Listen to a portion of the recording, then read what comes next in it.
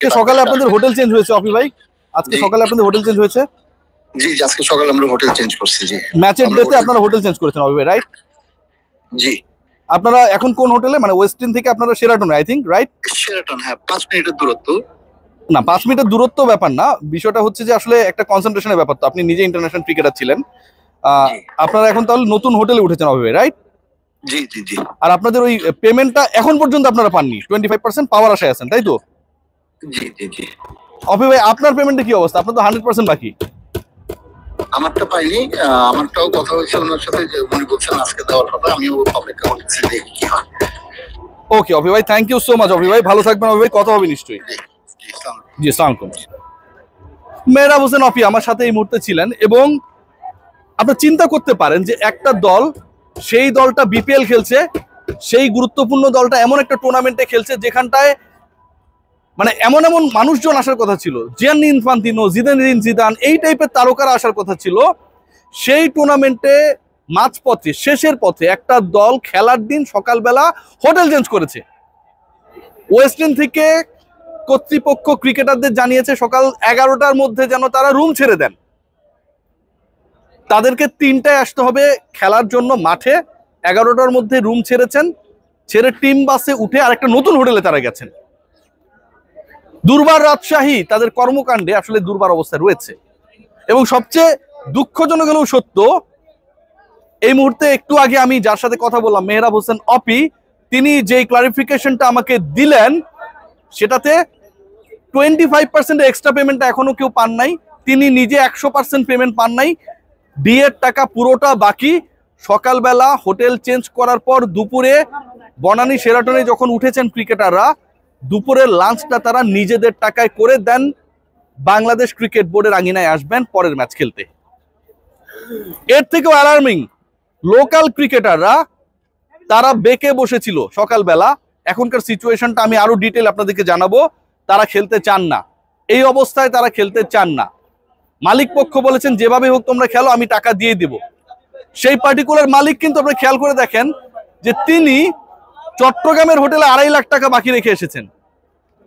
চট্টগ্রামের হোটেলে যিনি 2.5 লাখ টাকা বাকি রেখে এসেছেন, ঢাকায় ওঠার পর টিম মাত্র 2 দিন অবস্থান করার পর ওয়েস্টিন কর্তৃপক্ষ তাদের রাখতে পারেন নাই। পরবর্তীতে তাদের ম্যাচের ডেতে সকালবেলা 11টার মধ্যে হোটেল শিফট করানো হয়েছে। সেই ক্রিকেটাররা এই মালিকের উপরে কিভাবে আস্থা রাখবে?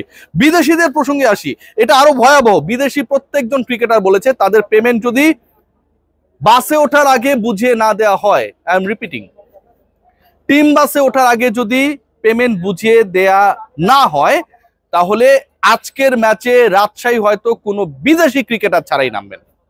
লোকাল ক্রিকেটাররা তারা দুভাগে বিভক্ত, সিনিয়র গ্রুপ একদিকে, জুনিয়র গ্রুপ একদিকে। যে তথ্য আমার কাছে রয়েছে, সিনিয়রদেরকে অনেকটা ম্যানেজ করে ফেলেছেন। জুনিয়র যারা, তারা যেন সিনিয়রদেরকে দেখে টিম বাসে ওঠেন, ম্যাচটা খেলে ফেলেন। চিন্তা করতে পারেন এই দলটা কিন্তু প্লে অফের লড়াইয়ে।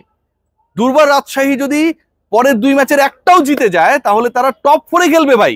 এরকম একটা ইকুয়েশন এখনো তাদের ফেভারে রয়েছে।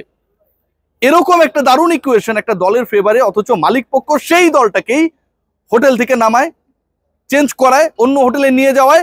সেখানটায় গিয়ে আজকে সারা দিন ক্রিকেট নিয়ে আলোচনা হয়নি, প্রতিপক্ষ নিয়ে আলোচনা হয়নি, গেম প্ল্যান নিয়ে আলোচনা হয় নাই। যে আলোচনাটা হয়েছে সেটা হচ্ছে যে টাকা কখন দেয়া হবে, আদৌ কি তারা পাবে। যেই ক্রিকেটারদেরকে একটা 5 স্টার হোটেল থেকে অলমোস্ট টেকনিক্যালি নামিয়ে দেওয়া হয়, হোটেল কর্তৃপক্ষের তো এখানে দোষের কিছু নাই, সেই পার্টিকুলার ক্রিকেটাররা তাদের পেমেন্টটা প্রপারলি পাবেন, সেই আস্থা কিভাবে রাখতে পারেন? বুঝতে পারছেন কি সিরিয়াস অবস্থা? বিদেশি ক্রিকেটারদের দায়িত্ব দেওয়া হয়েছে আরেকজনকে, এজাজ আহমেদ।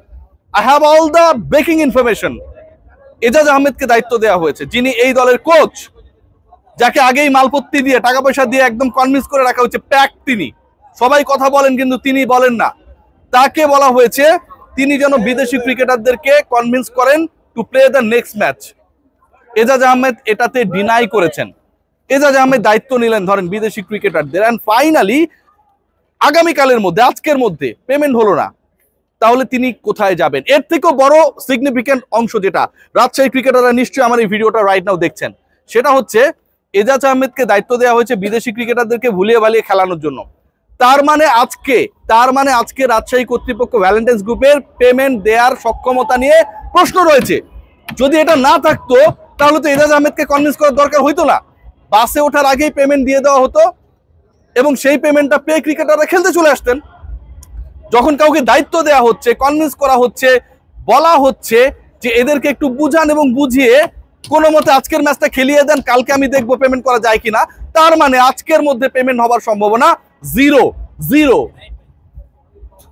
বাংলাদেশ ক্রিকেটে রাজশাহীর মতো দুর্বল ফ্র্যাঞ্চাইজি কখনো আসেনি, কখনো আসবেও না। বাট এই ফ্র্যাঞ্চাইজিকে নিয়ে যত কথা বলি তার থেকে আমার সবচেয়ে বড় প্রশ্ন যে এই দলটা কিভাবে বিপিএল এ অংশগ্রহণ করার, এই ফ্র্যাঞ্চাইজি, এই কর্তৃপক্ষ, এই কনসোর্টিয়াম বিপিএল এ অংশ নেয়ার রাইট পেল কি করে, কারা দিল, কোন থ্রুতে তারা এলো? পুরো ক্রিকেটকে, বিপিএল কে, ক্রিকেটারদেরকে, বাংলাদেশে যারা হোটেল ব্যবসা করে তাদেরকে সবাইকে অপমান করা হয়েছে। আজকের ম্যাচটা শেষ পর্যন্ত হবে কি সেই প্রশ্নটাও রয়েছে। লোকাল ক্রিকেটাররা দে আর ডিভাইডেড ইনটু টু টিমস। একটা গ্রুপ যদি ডিনাই করে দেন 11 হবে না। বিদেশিরা পেমেন্ট না পেলে মাঠে নামবে না। আমরা কি ক ঘন্টার মধ্যে একটা অভাবনীয় কিছু দেখতে পাবো এবারে বিপিএল এ? গত 10 আসরে যেটা হয় নাই, এমন হবার সম্ভাবনা খুব বেশি। দুর্বার রাজশাহী হয়তো টিম নামাতে গিয়ে বড় ধরনের চ্যালেঞ্জে পড়বে। এই দলকে নিয়ে অনেক ধরনের পরিকল্পনা করা হয়েছে, অ্যাডমিনিস্ট্রেটর দেওয়া হবে, পেমেন্ট ইস্যু সলভ করা হবে, অনেক কথা বলা হয়েছে, বিসিবি দায়িত্ব নেবে। প্রশ্ন হলো বিসিবি যদি এই ক্রিকেটারদের দায়িত্ব নেয় তাহলে অন্য ফ্র্যাঞ্চাইজি মালিকরা কি পাপ করেছে? তারা কেন তাহলে তাদের ক্রিকেটারদেরকে পে করবে? সেটাও বিসিবি নিবে। হিসাব তো তাই দাঁড়ায়।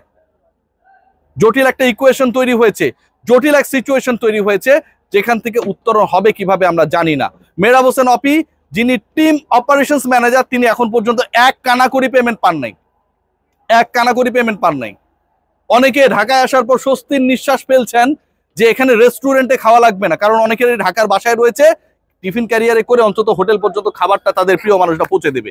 সিরিয়াসলি ভাই, এই হচ্ছে একটা দলের situation right now. Bangladesh premier লিগে নেক্সট ম্যাচে রাজশাহী নামবে কিনা, ইট totally depends on the payment issue. যদি এটা সেটেল ডাউন না হয় বিদেশিরা নামবে না, এবং এজাজ আহমেদকে দায়িত্ব দেওয়া হয়েছে তাদেরকে ভুলিয়ে ভালিয়ে খেলানোর জন্য। এর মানে আজকের মধ্যে পেমেন্ট করতে পারবে না রাজশাহী। তাহলে তো ওই ভুলিয়ে ভালিয়ে ছেলে ভোলানো গল্প, কিংবা আয় বাবা আয়, ঠিক আছে লক্ষ্মী সোনা আয়, তুই ঘুমা, তাহলে বিকেলবেলা তোকে বাবুল্যান্ডে নিয়ে যাব, এই গল্প তো হইতো না। বাবুল্যান্ডে নিয়ে যাবার রাজশাহী মালিক পক্ষের গল্পে আর ভুলতে চান না কোনো ক্রিকেটার, লোকাল হোক ফরেন হোক। পেমেন্ট ইস্যু সেটেল না হলে পরের ম্যাচে তাদের নামা নিয়ে যথেষ্ট সংশয় রয়েছে। সবাই ভালো থাকবেন, take great care. Latest update about anything, যে কোনো ঘাপলা রিগার্ডিং দিস বিপিএল আমার চ্যানেলে পাবেন।